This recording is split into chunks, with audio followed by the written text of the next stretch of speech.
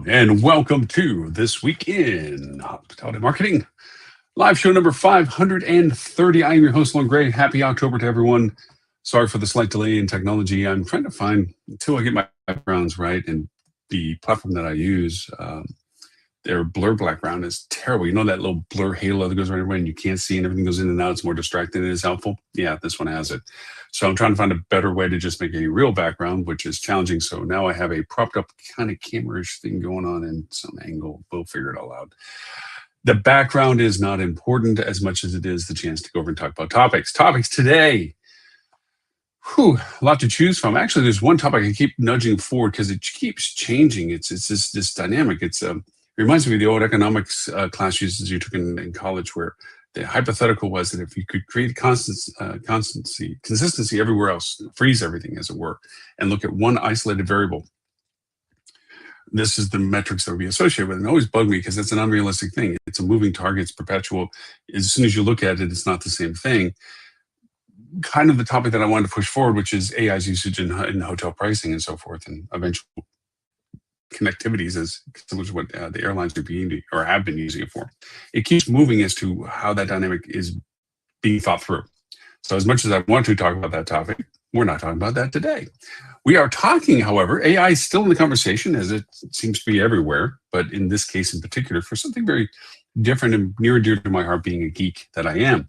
So the topic, I'm trying to be cute with the farm analogy here, EIEO, is AI, ARO, the change that is happening. AI being artificial intelligence, AR being augmented reality, and the change is happening. We're seeing a change in technology interfaces. For those old enough, we've witnessed some of these radical changes as they go forward. Apple back in the day. Well, let's even go farther back. Let's go farther. Let's go to the Wayback Machine. Anyway, that's another old analogy. That's one thing about getting older. All your analogies age. So back when you had vinyl and records and so forth, and cassette tapes, and you had to make your play mix, and you had to try to record it off the radio, which was literally holding the cassette player recorder microphone close to the radio, and getting in, hoping the DJ didn't talk over the intro or talk over the tail, and you got a clean copy of that song that you could then keep on the cassette, and you then used your pencil to adjust exactly where the next song could go in, and you make your mix. Anyway, sorry, going down nostalgic lane. All of a sudden, Sony comes out with a Walkman. Now you get to not just do it at home or play it on a regular old cassette player that played or listened to conversations on some little single microphone. Now you had earbuds, and you could crank it up and have your own tunes and have fun and walk around with it and have music engaged. And it was really, really, really cool. And what does Apple do? They come along and digitize that. And the iPods were such a thing. And then, of course, they put little video screens. I remember feeling so cool on a flight and looking at this little micro 2-inch screen, which was big at the time. 2-inch screen. Watch a movie. Look at me. I got a movie on this. Okay. Anyways. And then Apple cannibalized themselves and created it to be available in their phones as a function to it. And as we know, the story of the phones, as they progressed, our phones have literally become everything. Cameras, everything, it's inclusive to that name. Yes, I sound old when I say all that. But what has happened is this evolution of technology usage, and it's in our daily life. I remember when the Apple phone came out, and you've heard me all say this before, I remember very clearly the criticism of it, because we had the super sexy Razr phones from Motorola that, very much like Star Trek. And then this little glass plate brick, as it was, even the analogies were duct taping a brick to the side of their head because they thought it was so silly, until the Apple Store came out, and all of a sudden these functionalities made the phone what it is today. We're going through a revelation like that now. It may not be as big. It may be a stepping transition to another. We don't know. We've seen several different technology interfacing types come up. We have the watch, okay? That is a different interface. It doesn't fulfill everything that we do with our phone because we need that visual engagement to it. Now, Meta, Facebook, came out with a pair of wearable glasses with Ray-Ban, which is after Google did their Google glasses, which were incredibly innovative, but also incredibly not liked because it made people feel uncomfortable that somebody had something that they didn't weren't participating in right in front of them, and they had a camera on it and so forth. And the same pushback to some degree is happening with these glasses interface, these smart glasses that Meta has out. And there's other companies that have variations of this stuff, but Meta's really taken hold of it and have been the predominant player in this space, first in space and most used in the space and most adopted in space. There are tens of millions of people, oh, not tens of millions, a lot of millions of people that have these glasses. I travel with them and I'm a huge fan of them for lots of reasons, none of which are the creepy kind. They're all the good kind. I get to take pictures when I'm on vacation or traveling, that I get to just say, hey, wow, take a picture. This is really neat. I don't have to take out my phone and take a picture or whatever. Makes me look less like a tourist. And also, more importantly, it helps with my understanding of my environment, talking to it, the AI engagement with it, of being able to say, what am I looking at? And tell me about this art piece, or tell me about this location, or tell me about that restaurant, or read this menu in English for me. All these things that are really cool to use with it. And anybody that goes to me and talks to me and deals with my conversations on a regular basis, most of you, you know that I'm a huge fan of these things. And yes, there are people, once they realize that you're wearing smart glasses, it seems to be a persistent question. Are you recording me? Are you taking a picture of me now? You're doing a video now? Yeah. And repetitively, hey, the little light comes on if I'm doing it. Two, out of courtesy, I would let you know if I am, so that if you didn't want to be in the picture, you would have that choice, or I'd make sure I wouldn't take the picture because you didn't want me to, whatever. That courtesy's just persistent. And then you have some people that just they don't trust it, and then there's things to block the little light that they try to make it so that you can't tell when somebody's taking pictures. That's the creepy side. I don't want that. I want people to feel comfortable. It's just like, do you stop somebody when they take their phone to take it out, take a picture? Like, hey, I don't want to be in the picture. Not often, not often. But apparently glasses inspire that. Not going into that tangent so deeply as I seem to be, this engagement process of this technology, the audibility of hearing and dialoguing, asking questions as if you had a smart assistant with you, which is what you do, to make communications, answer phone calls, make texts, send messages, whatever, is all functionally sitting on your face like you normally do with a pair of sunglasses. Well, they're getting better. Meta just released out a new version of itself, and not to the surprise of many people, but to the pleasure of everybody, it has a really good augmented reality interface. So instead of just audibly engaging with it by asking what you're looking at, or asking questions, or answering phone calls, you now have a bit of a visual display that's in the glasses that can't be seen from anybody but other than you, that has a visual component to this engagement. You now have a little map that you can look at rather than being told where to walk. You have ability to line up the camera to take a picture rather than hoping that you're angled with the little camera to the left of your left eye a little bit farther than normal, that you got everything in the picture you want. You have the ability to have what's called transcriptions on it, which I can tell you is exceptionally different and higher value than having to listen to the audio. Because here, follow me on this one for a second. I use the live translation on the headset, and I use live translation on the phone, which also has it. And the lag time between the audible and then the audible return is uncomfortable to keep track of. Because as you're actively engaging with the person who's talking to you in the language you don't understand, they start to laugh about what they said, and you have to wait a half second to a second or two to hear what it is that it thinks that it said, and to know whether or not you understood it to laugh as well. So it creates an uncomfortable social dialogue. That's a minor point, but it's a point also when you have multiple people talking. It only hears each word as it comes up louder than the other word. So a person number one could be talking, person number two is also talking, and because they're both talking at the same time at an equal level that the software is picking it up, you get these conjuncted conversations that you're just going to go, what? You get two parts, or you don't know which one is that one versus this one, because again, it's in another language. Visual translation is better. It doesn't solve that multiplicity thing as much, but it does help you know that there's an incontinuity to what you're listening to versus what you're being translated to. And I tend to rely more persistently on visual translations than I do audible translations. They're a little faster and a little bit more for me to understand better, quicker than it is for me to wait for the software to tell me better what I should be listening to. So for that reason, I think it's very cool that now in the AR version of these glasses, you have the ability to see what's being said to you as much as you want to maybe hear what's being said to you. Those are some of the major highlights to it. Obviously, it's fenced, walled garden as to what it's allowed to do. Meta does all Meta stuff, but it doesn't do Apple stuff. doesn't do Google stuff. There are some things it can interrelate to. For instance, Meta has its own mapping system now, which is interesting. Um, we'll see how it all fleshes out. We're all waiting for Apple's version of these things. Google says they're already doing things, but Meta's doing it now, and it's happening now. And because of that, it's in our society now. What's happening with that too is we're getting more and more information fed to us in an easier medium. So going back to my early analogy of the transition of Walkmans to iPods and then iPods to phones and this technology comfortability usage of it, where there may be pushback as to how these technologies get used or whether they're accepted or whether there's tolerance or intolerance or what have you, the way we're interfacing with information is becoming more persistent and more personal, is the real point of what I'm saying.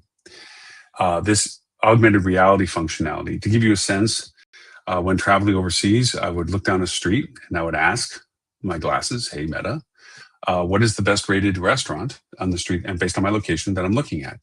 And it would tell me which restaurant had the higher consumer review. And then it would tell me why it was featured as well as it was. And then if I went to the menu board, which was in another language, I could ask what the restaurant was most famous for from comments that were made, and it would tell me that, which is usually what you tend to in real life ask people. Say, oh, that restaurant, oh yeah, they have the most amazing XYZ. So it's relating to me in a way, I'm using it in a way that I would use in normal dialogue. It also helped me when I was looking at the menu to say what would be a good recommendation. And it, again, bases on outside information, which is the point I'm getting to about, well, that outside information, what is that? You know, how is that being done and used? And that's important because through that process, you need to understand that your information is now being sent via that. And my little screen came on.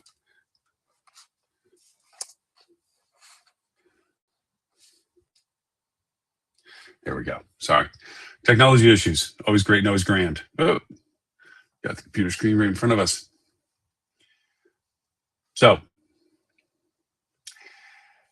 pause as I wait to make sure technology's caught up. Yes, we are caught up. All right. So, with that being said, let me close my screen again so that we have the world back to the way I see it. Yeah, there we go. Thank you. Sorry.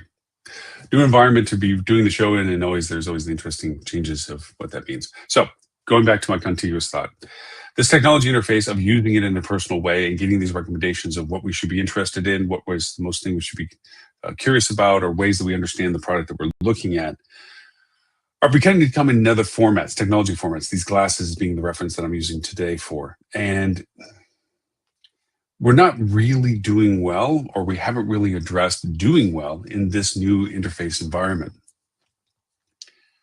We are still presenting ourselves from a marketing voice, presence and awareness for those that are searching for and asking about our content. We are trying to get better at getting in front of people based on their historical engagement with things that we are contextually relevant for, like if you're thinking about a vacation, let's be under your consideration, higher in the concept funnel. If you're thinking about our destination, let us be in your consideration because of our value proposition to the destination. If you're thinking about our product, let us make you aware of why our product is better than another product. This is a progressive educational process that our guests go through before making a purchase acquisition decision. This process is beginning to get more and more interrupted with more and more external engagements of things that are happening that people are interfacing differently, glasses being one of them. We are very familiar with the shortening booking windows that we're all facing now because people are not making long-term purchases because we're not rewarding them for the long-term purchases. We're not saying if you book for something 3 months out from now that we're going to give you an amazing rate. What we're saying is we don't know what rate we should be offering because we have nobody interested in the dates. So we're going to maintain a static rate to try to sell our inventory in a way that would be yieldable for us into high profitability, which creates uncertainty from the guests because when also the guests see that all of us are competing with each other to say, hey, you just landed, you may be staying somewhere else, but you should maybe stay with us because we just cut our rates by XYZ. And all of a sudden they're making reconsiderations and so forth. These technology mediums that I'm referring to, the things that I'm talking about here, looking at glasses and so forth, are beginning to play a stronger and stronger role in what people's engagement is with us. Now, we've had conversations on the show about how to be better at AI and to be more present in AI and how to show up for better for AI. And we've talked about sourcing platforms that you should be focused in on, like Wikipedia and so forth, which is a core source of point of truth value for AI's discovery. But as AI cultivates its own data sets, as it grows beyond the structure that it learned in, which is the SEO configurations that we currently have, it's more about presence and awareness based on context of interest. And that is a hard moving target, like the economics analogy I put at the beginning, where you can't freeze everything and just modify one aspect of it. You have to literally be changing the tires on the cars that ride races around the track. You can't stop the race to fix something. You have to fix it during the race. That's what we're dealing with when it comes to this moving target of awareness and value of our content in front of people that have a particular way of looking at and for that content. The glasses being a medium. Now, the medium obviously is Llama and Meta AI's platform. There's all these other platforms between the Chat GPTs and the Perplexities, the Claudes, the Geminis, the Copilots. Even if you want to be silly enough to use Grok, whatever, the incredibly weird AI for X. But anyways, they're all mediums, and they all have their different ways of deciding and validating what it is that you're using them for. With Meta being in the position they are with this technology, with the glasses, they ventured into the Oakleys and so forth. This new medium of glasses they have with the AR in it is a whole nother venture into the Wayfarer section of style, where it's comfortable to wear. It's not totally geeky like what the downfall of Google's was, where people see it like, well, it's not sunglasses, it's not corrective glasses, it's just a little, robot glass with a little camera on it. And I'm not real cool about the fact that that's all it is, because that makes me spooky that you're just watching me for no reason, because I had no way of knowing if you're recording anything. That issue is present in the current system as it gets into adaptability and commonality in our societies. But the medium is still there. The communication value is still there. The AI assistant is still there. The reason why I'm hesitant about things like people's opinions of the glasses and so forth from a negative perspective, it's valid. If anybody's trying to be creepy about these things, sure, they can cover up with a little light. There's technologies to do that so that it still works, even though there's a fail-safe that the glasses have to try to stop people from doing it. But I think of the positive. I have friends that are visually impaired and blind. And these glasses are, they're a huge benefit to them, because it frees up a lot of the mundane aspects of their daily minute by minute life with something that can collaboratively work with them at that exact moment. There are resources that do get made available for visually impaired people where you can do a See4Me program, but you take your phone and you tell the phone to contact See4Me, and a live person who's volunteering their time will respond on the other side. It won't be always immediate because it depends on the queue of people asking. And that person is now looking through the camera of your phone, and you're saying, am I holding a $5 or a $50 bill? Or what's on this can of soup? Or what is this? I'm opening my mail, and it's personal mail. I don't want just somebody to read it for me that I don't trust. Can you read me this mail? What is this mail? And so forth. And now you have glasses, that the camera, that can go and do this for you. They can do all of those things and more. Plus, it can tell you what's around you in a descriptive way that visually impaired people need to know, so that they know that there's a door entrance slightly to their left that's about 10 foot away, and that the door is open, or that their door is closed, or that the light is on, or that the desk is to your right by 10 feet or whatever. These little helpful things to me inspire why the technology is good. There's always the good and the bad, right? Tim Peter, dear friend, been on the show for years with us. And he's always said when they invented the ship, they invented the shipwreck. Stuart loves that comment. And it's true. And by the same token, everything good can be made evil. There's always a way to distort the good intent into a bad malice. Yes, and there should be safeguards against those things. And I don't want to go down that rabbit hole with it, other than to say that this type of technology is it's beginning to get used in a sustainable amount of engagements, that it will affect how well we can project our product in front of the people most interested in acquiring it. And it isn't in we do all of our block and tackle soup to nuts functions. So NAP information, our ancillary value information, our augmented additional low perspective information, this onion layer effect of data. We have to be targeted. If we want a particular type of business, we have to define the content that the AI understands in the way that AI is looking for it, and make sure that we are present on the platforms that are being used. In this case, with this technology that is becoming more and more common in use, like I said, millions of people are using it, I being one of them, is to look and say, how can I best show up that if somebody's walking down my street, that my restaurant's going to be answered to, that my information will be put in front of the person. How can I target that? Well, let's define how the person would be asking. Let's define what would be of most interest for people to know about us in contrast to our direct competitors. Make sure that is very present in front of what AI would discover. Let's do that so that when I am walking down a street in another foreign city and I'm looking for a restaurant to grab a cup of coffee, and you're known for your coffee and you love, and the view from your restaurant is great, so too is a couple other restaurants nearby, but yours might have something unique, something valuable that I find interesting, whether it's the price, whether it's the quality, whether it's the venue itself, or the options of what else I can discover there. All of that has to be a part of your strategy now, to make sure that you're showing up rather than just the functional values of my website has my menu, my website has my content, my Google My Business has my details, and here's the images related to me. That's all good. But you need the aspect of discoverability that AI is being used for now in a very first person. I remember the revelation from people when it came to discovering the non-branded terms of nearby or near me, or hotel downtown, or hotel suburbs, or hotel by conference, or best price hotel in. When people began to understand what branded versus non-branded was in those contexts, where it's like, it wasn't just saying Hotel XYZ in ABC city, it was best hotel downtown near the conference center. The same mentality exists in our current strategy development for AI optimization. And I do say AIO because GEO is geography, not generative.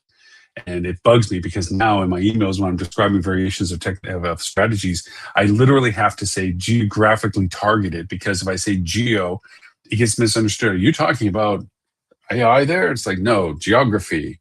And then I don't want to include it, which it is demographics, by saying demographics or demo, because then they're going to say, well, what about geography? So it's catch-22 that an acronym is actually getting hijacked for another use. And so AIO is my favorite because it's to me more specific of artificial intelligence optimization rather than generative. Granted, it is a splitting hair. There is a difference. Just generative for me, geo is a already used term. So off my soapbox for that. So the idea is that this technology changes. The AI, the AR, is only going to get more useful. I harken back to the time when Yelp first had their, what was it? I forget, it was not Lens. It was something, they had a name. I had it in my head and it's gone. Where you could hold your phone up and look through the camera view from your phone. And it had all these little pins of the restaurants with the consumer rating next to them. Yelp had this. What was that? Monocle. I think that's what it was. Correct me. Anybody ping me and let me know, maybe on the live feed, if I'm right with that. I think it was called Monocle. The problem is that it was like X-ray vision. It wasn't just the restaurants on the street that you were on looking at it. It was the restaurants within the entire radius of your arc. And it had a little radar function looking thing where you had your location in the center and it had the little dots that it was showing in this little ray that it was pointing forward. And you would see that some of the little dots that you might have been interested in are actually 3 or 4 blocks over and not exactly the restaurants you're staring at. And then the interface was very limited because if you went to click on anything on it, it didn't click. And you had to look at the listing from that based on your location below and reconnect the fact that I was looking at the ABC restaurant, turn off the monocle, where's the ABC restaurant? There it is. And then that would open up the information about the restaurant. Now with augmented reality, that is an easy thing. And this is what is going to be keeping development with the glasses. Right now, the glasses don't do this. Audibly, it does it. I can stand at the base of it or in the street, look down the street, and then I literally ask Meta, hey, Meta, based on my location, what is the best restaurant for hamburgers on the street that I'm at? and it'll tell me, or it'll tell me there is none. Or if I ask you just what is the best restaurant for lunch, what is the best lunch, what is the cheapest lunch special, you get very specific about your request, and it will define it as based on your location. You have to phrase, just like we're learning with the prompts, you have to fence and phrase exactly what the result is that you want, and don't allow up for too much arbitration, because it'll come up with weird things, like it'll refer to a restaurant that's further down the street that's not immediate to you, and the further down the street could be a mile for all you know. But because you didn't define the proximity or the classification of type or the category of interest or the reason for the request, it will broaden out any opportunity that has a better answer for you, or a good answer for you. So it is happening audibly. I see augmented reality happening where, just like Yelp had its monocle, I do believe that you're going to have the chance, as this sauce continues to evolve, where this small augmented reality, other than just having a map for directions, might go over and highlight the locations that you're looking at. And then you can, with its little, because it has a little wrist thing, which is really so cool, that goes around the wrist, and you move your hands for gestures that control what you're doing on the little AR screen. And or you can talk to it and say, okay, what about the XYZ restaurant? And it'll then possibly pull up information visually for you and also audibly tell you. And so now you have a more complete answer to the question rather than just an audible answer to the question. These things are happening now. These things are being used by people now. I see pictures now, because I use the glasses, I see pictures now, people wearing the glasses. Yes, they look like most normal other sunglasses, but I can begin to selectively see them and who's using them. I see pictures of people in Times Square, live feeds in Times Square, and people are literally walking around. It is a bit of a freedom, and the glass quality of glass pictures has gone up. The quality of the pictures, just like phones went from where they were to where they are now as a quality of imagery. These glasses are getting better too. They're up to about 3K plus in the sense of the value of the quality of the picture. And it frees you up when you're walking around to just be like, oh, that's really pretty. Hey, Meta, take a picture. Click, or you hit the little button if you want. Or there's something going on. It's like, hey, Meta, take a video, or hit and hold the button, and it goes, and your little light comes on. Okay. And you get to capture it. And that's the way any of the AIs, you get to do things with it and stuff. And you also get to retain your search queries. You get to refer to things, you get to file things, you get to send to things. Hey, send that to such. So you do live. Like if I'm in a place, I did that on my trip even, as I'm seeing a beautiful place, and I reached out to a friend on Facebook Live, just them. And I went live with my camera on my glasses to tell them what I was looking, show them what I was looking at. Yes, you can do that on your phone, but it requires you, and this is a first world problem. I got to take out my phone, I got to do this. Yes, but it also makes you look like a tourist. It also means that you're no longer appreciating anymore, because you're now worrying about the technology rather than sitting back and saying, oh yeah, hey, let's take a picture. And you get to continue to enjoy it, but not have to go through the process of recapturing it. That's also what helps with the AI discoverability of what we're looking at. I could be in a beautiful place, but wow, hey, Meta, where's a great little cafe here that I get to have this view? And it'll tell you. And it'll give you directions now, visually as well. And now, how do you be that answer for them? How do you get to be that value that AI uses? That has to be a part of your current strategy. That has to be a persistence as to what you're trying to do. In addition to all the things you're currently doing for all of your SEO optimization and your marketing penetration and all the other aspects of it, all those things are still true. It's just now you have to add this to the list, because as of now, that percentage of AI's use of discovering you is persistently growing larger and larger. And it's not about how well you just simply rank for what you're doing, which is a collective value of your content, as it is how well you're useful in what you have data-wise that's answering the queries that AI is out pursuing, how well you're defining those value propositions of your content. That's the key element. So again, in all honesty, topic today, AI, ARO, old McDonald farm thing. Anyway, it was funny to me when I came up with it. AI, ARO, the change that is happening. So that is our show 530. Hopefully it inspires some thought processes. Of course, if you have any questions, feedbacks, or follow-ups, you can reach me always at lauren@hospitalitydigitalmarketing.com. I answer each and every email that comes through for both the TV show and also the audio podcast. For everybody globally that watches us live, again, I say that all the time, how amazed I am, the loyalty of people watching at such odd hours. The show I sincerely appreciate, but we do recast the show 11:30 a.m. Sydney Australian time and 11:30 a.m. London time for our APAC and EU and Mideast friends for a more reasonable time frame. If you have any feedback that you'd like to audibly give, you can do that at hdm.news/talkback. If you'd like to join our peer level group of hospitality marketers, so you have it's a great networking, collaboration, conversation kind of thing, which is where some of these inspirations of the show come through. Go to hospitalitymarketing.club, put your email in, I send you a quiz to validate that you are indeed in the industry of doing what we're doing, which is hospitality marketing. Once you pass that, I send you the credentials to go over and join our group. It is not on Facebook or anything like that. Don't try to search for it. It is on our own separate platform that we have live dialogues, level tiered communities based on categories of interest, levels of understanding. It's a lot of fun. It's a great place to gather and join and ask smart questions, great questions, any questions, and not feel, well, it's a great resource. Anyways, you can always, of course, if you're not already watching it on TV, this show in particular, you can go to Hospitality Channel. On your smartphone, it's an app, Hospitality Channel. On TV, so your smart TV, you go to Google, Amazon, Apple, Smart TV, Samsung's, Roku, all of them. We're all there. Just look for the channel. We show up. The live show is always on the free side. We have a pay gateway for additional content if you're interested, but the show is always on the free side. And of course, we have a radio station.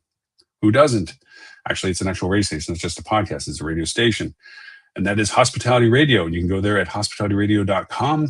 It's a very linear programming. Every 1 o'clock on Monday, Wednesday, Fridays, we have marketing. At 3 o'clock, we have sales. We have topics from a variety of sources that broadcast on the radio station. And you can listen to great content from some of the great thought leaders of our industry at this time at different times of the day.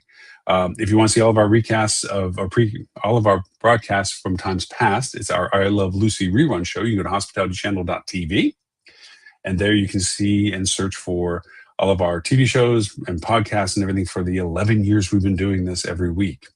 A lot of content. Some of it probably dated in its perspective by now, probably, but it's still good advice. And of course, we're putting together our accumulation of our annual book, which we always put out and sell, which is Hospitality Marketing Update XYZ Year, which will be 2024 coming up, as to all the content that we did on the shows this entire year, recompressed and recreated into readable format, which is great for audiobooks because it goes through categories and kind of cuts all the decluttering that I do here, like right now, talking about these kind of things, and declutters that, takes and recaps all of the content, puts it down to bullet points of functionality and action items, and also highlights of statements and conversations from guest hosts and the show itself. So that book will be coming out. Let's see, we just did the half-year update on it. So the full book, probably right towards the January, second week of January, I think the 24 book will come out. There'll be a pre-up on it, but right now we just did the update as of July for the half-year mark. So that you can go look on hundreds of book distributing platforms. So just look for Hospitality Marketing, the book. Anyways, so with all of that, I thank you for the privilege of your time. My name is Lauren Gray, and I look forward to talking to you all next week.